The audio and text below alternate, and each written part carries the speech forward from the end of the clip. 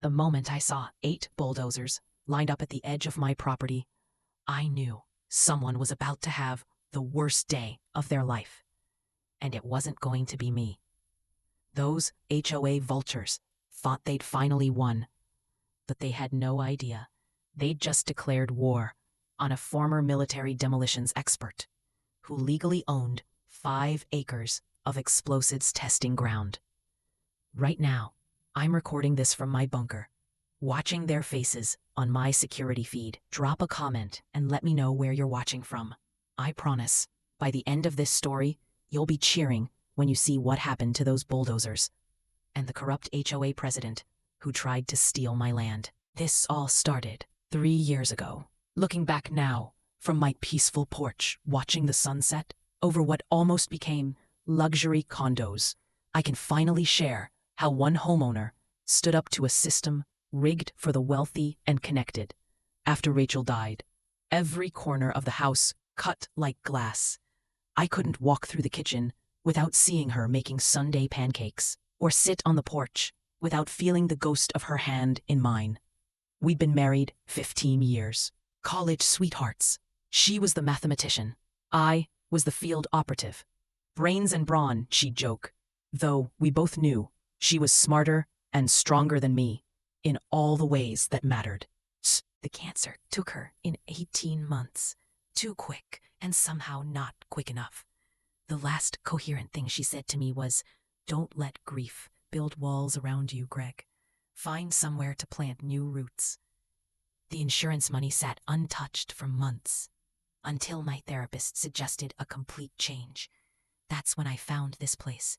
5 acres, unusual zoning, a legacy from my grandfather, a veteran who left it to me with all permits intact. Restoring the house became my therapy. Every day of renovation peeled away another layer of grief. I'd wake at dawn, coffee in hand, planning projects that would exhaust me into dreamless sleep. The property itself was special, not just legally, but historically. My grandfather had been part of a specialized military engineering unit. His notes detailed the safe testing areas, containment procedures, and reinforcement specs that I followed meticulously during renovation. Neighbors kept their distance, except for Mark Dawson, a retired Army sergeant who warned me, "Be careful with the HOA. The new president, she plays dirty." I felt protected by my property's exempt status, but I was naive. 6 months later, Farrah Kelly became HOA president. The harassment began. Fake violations, fines, and anonymous complaints. I dug into county records and discovered her real plan: luxury condos. And my land was the last obstacle. Her tactics were calculated and relentless. First came the letters, formal, threatening, filled with legal jargon designed to intimidate. Then, phone calls at odd hours. Administrative errors that cut my water for 3 days during a heat wave. Accidental damage to my mailbox 3 times in 1 month. The intimidation escalated. Trespassers, break-ins, even attempts to alter my property records. But I wasn't alone. Neighbors who'd suffered similar abuse began to share their stories. We formed an alliance. The Alvarez family showed me photos of their vandalized religious shrine after they refused to sell. Mrs. Yoshida, an 82-year-old widow, wept as she described how they'd condemned her koi pond, a memorial to her late husband, as a health hazard, days after she rejected their below-market offer. These weren't isolated incidents. They were tactical strikes against anyone standing in Farrah's way. With help from an environmental lawyer, we uncovered Farrah's illegal plans. She'd omitted protected wetlands from her development proposal, a federal violation. We learned her investors included 2 county commissioners and a judge's brother-in-law. The development wasn't just business. It was the cornerstone of a political financial ecosystem built on manipulating property values and insider access. I documented everything: altered records, fake permits, trespassing footage, and explicit threats. My military training became invaluable. I created redundant evidence storage, established secure communication channels with allies, and mapped every legal vulnerability in their plan. This wasn't just my battle anymore. It was about every homeowner's right to security.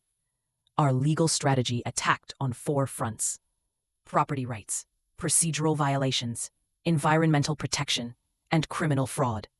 There were moments of doubt.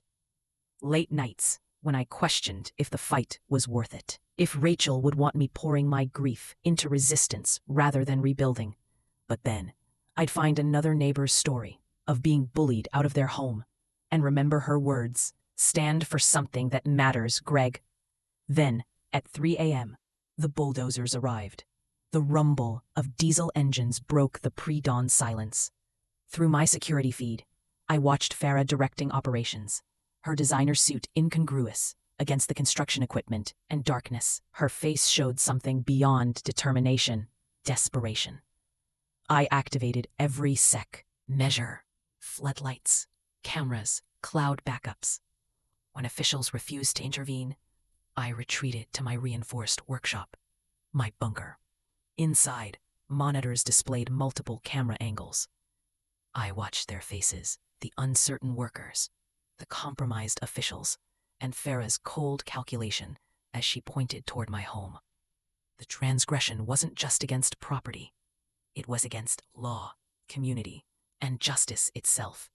As the first bulldozer breached my fence, I triggered my defense systems. Sprinklers erupted, spraying non-toxic blue dye, marking everyone and everything as evidence.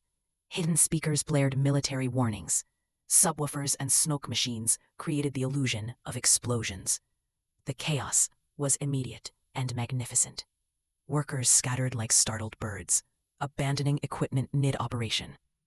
The county inspector, the same one who'd ignored 5 complaints about Farah's illegal water diversion, slipped in the blue-stained mud, ruining his paint. His pretense of official authority.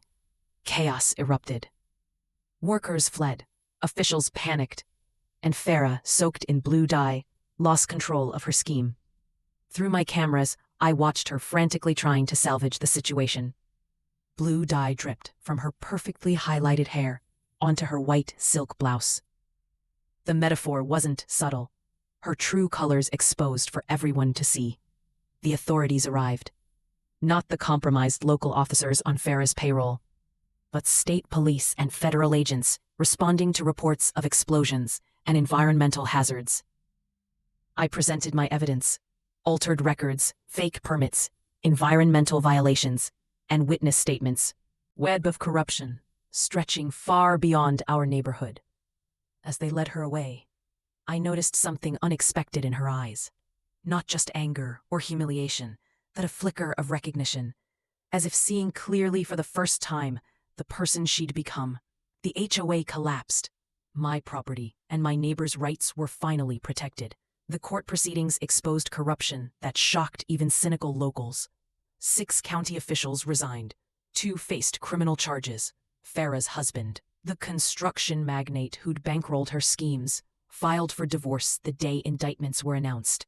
The judge, coincidentally an old colleague of my mentor, reviewed our evidence and issued a blistering opinion. This court has rarely witnessed such deliberate, coordinated efforts to subvert property rights and environmental protections.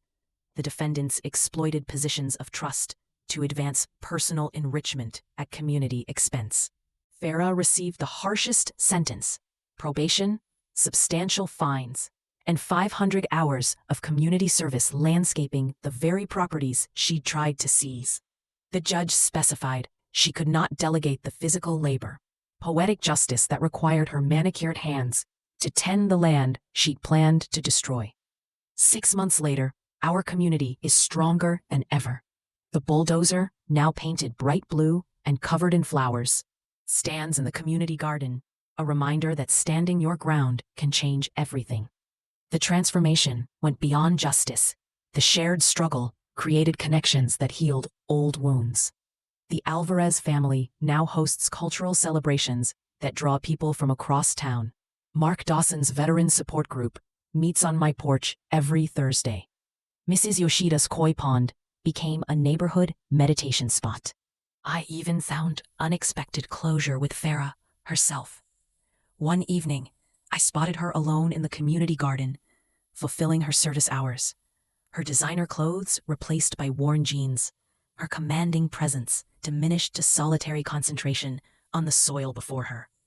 The black-eyed Susans would do better with more sunlight, I said, approaching cautiously.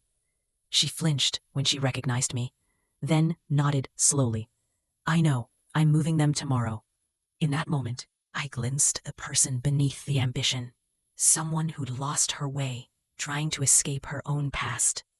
Sometimes the things we fight for end up saving us in ways we never expected. The land I defended became more than property. It became the foundation for healing, community, and purpose. Rachel would have loved what this place has become, not just a house, but a home where neighbors gather, children play, and people stand together against injustice. The pain of losing her will never completely fade, but in defending this ground, I found a way to honor her memory by creating something meaningful. As I sit on my porch, watching tonight's sunset, I'm reminded of my grandfather's words, scribbled in the margin of that yellow deed. Build something here worth protecting. Looking at our thriving community, I believe I have. Still thinking about what just happened? Yeah, us too.